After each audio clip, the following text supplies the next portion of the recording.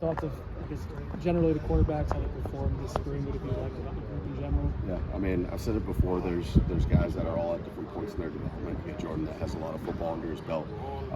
He came out operated at an extremely high level throughout the spring. Tate with some reps under his belt too, and then AJ just getting better, taking the meeting back to the field. And then, I mean, Brock really hasn't slowed down since tour of duty. He's hit the ground running, and it's fun to watch those guys get better every day.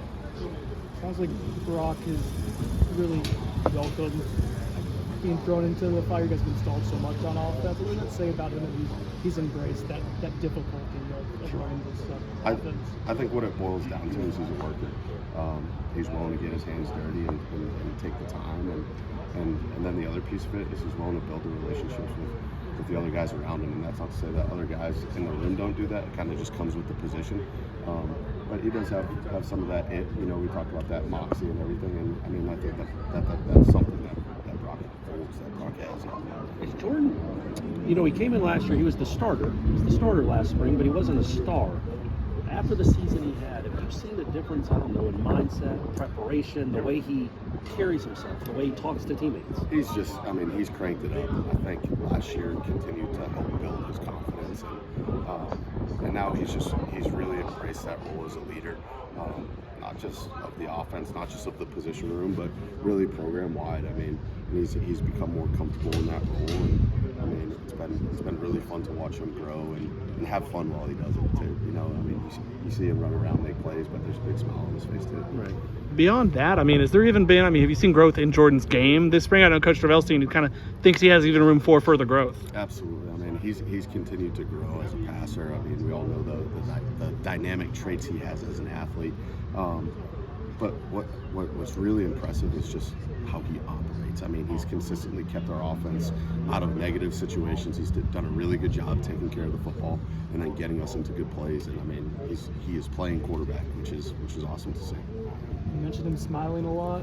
How cool is it, just given where he came from? And he's been super open about having to build up confidence. But to see where he's at now, do you ever let yourself think about where he was 4 years ago? It's awesome to see the smile, the joy, the excitement coming out and doing this, because you put in so much time. I mean, those guys work their butts off, and at the end of the day, you got to remember why you do it. There's still that little kid inside of you, that started playing football when you're 8 years old, running around the backyard, probably getting beat up by your brother a little bit too, but it's a game. It's a very serious game. The bottom line is still wins and losses. But Jordan has joy doing it, and I love to watch that. Were there any tangible things, I don't know if you can track in completion percentage, whatever it might be with AJ, that you wanted to see from the start of the spring till now, and has he come close to the goals you had for him? How much room does he still have to grow? I mean, all those guys in that room have room to grow. I want to see AJ continue to grow in his operation of the offense, and just the consistency of it, taking care of the football, making good decisions. Sometimes the best play is the next play. Throw it away or turn the ball, and that's something that's hard for any quarterback to do. I mean, I love showing those guys clips in the NFL of a quarterback, Tom Brady, Aaron Rodgers, name it, whoever it is, throwing the ball away. And I think that he's getting there, but just like everybody else, there's room for growth. Can young guys like him and Brock specifically get trapped in the mindset of, well, I know I'm not starting this year. We got an All-American. We got a Heisman candidate quarterback. How do they challenge themselves when they know unless something happens that nobody wants to happen, right, they probably won't play a lot of meaningful snaps? At the end of the day, I mean, our daily objective here is to be 1% better. That is our program objective, to be better today than I was yesterday. And I mean, I think that mindset and approach in our room is evident. Those guys are pushing each other. They're pushing themselves. If he didn't have that mindset, he wouldn't be here. So. Who's the second best athlete in your room? Me. Besides, No. present company included.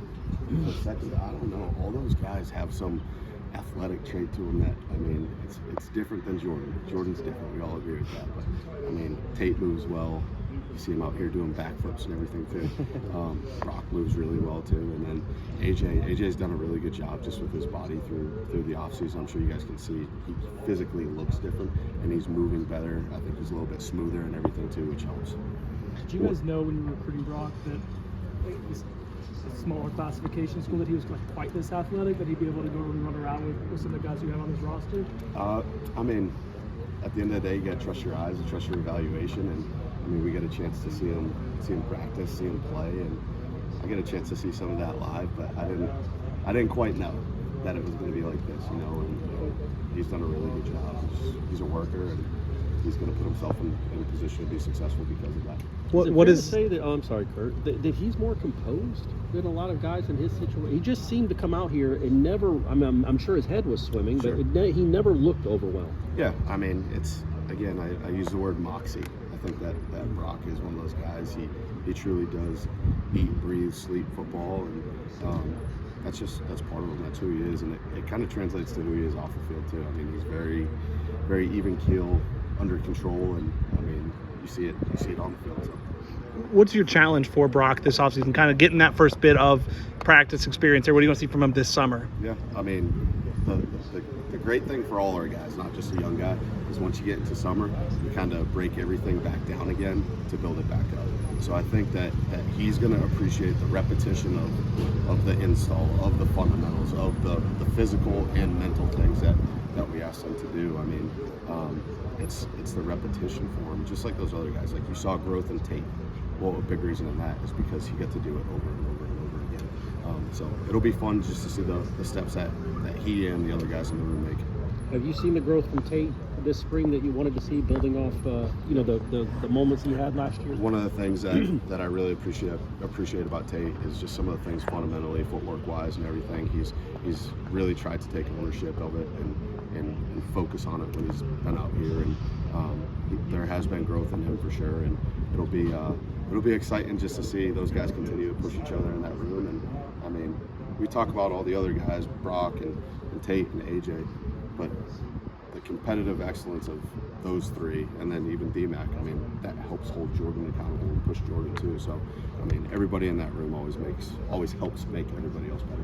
What's the game plan for Saturday as far as reps for quarterbacks and series? Are you going to try to split it up as evenly as possible? I mean, we'll see a good mix of really all of them. You know, I mean, Jordan will get his work, you know, and then help coach up those other guys, but we'll try and split it up pretty evenly.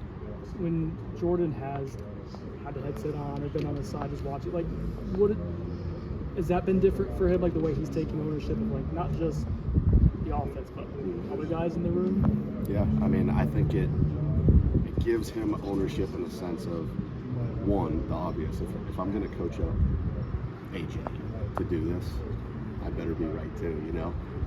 But the other piece of it too is it shows the confidence that he's big, and the rest of the room kind of sees that, and it's fun for those young guys just to watch the maturity of Jordan, even for Brock, who's been here for 4 months, 5 months, whatever that is.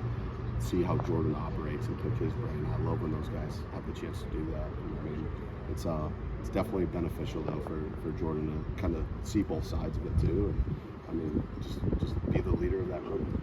So when a new guy comes in, is the thought process more to take what they already have and refine it and just kind of work on their strengths, or do you want to take these guys and break them down and start over and try to build the mechanics from the background up? I mean, I think when you're recruiting a guy, when you're evaluating them, there's traits that you look for, physical traits, mental traits, all that stuff.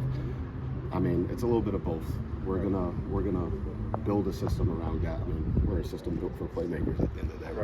We're gonna get the ball to our guys that can do really good things with it. I mean, that sounds terrible right there, saying that, but I mean, it's kind of obvious. If I get a fast dude and I can get him the ball in space, I'm gonna try and do that. If I get a quarterback that's really athletic and can do things with his legs, then I might do something with that schematically. If I got a guy that can push the ball downfield, then we're gonna try and push the ball downfield. So, I mean, we'll work to their skill set too. Evaluating guys at the end of the spring, is there like a specific, collectively, like evaluating everything they've done through the 15 practices, is there a certain like stat or metric or thing that you grade that you say this is the most important thing we do, or I guess how do you go about evaluating them collectively through 15 practices? Sure. I mean, we could talk metrics of grading all day. I mean, I think at the end of the day, it's still about production and taking care of the football. Those two things, I mean, if you take care of the football and you're able to convert on third downs, you're scoring touchdowns. And so you're scoring touchdowns or kicking field goals if you're taking care of the ball too. So at the end of the day, it comes down to that. And then that's a big reason why Jordan's been so successful too. Like I said earlier, he has kept our offense out of negative situations. He's been smart with the football, and he's got us into good looks too.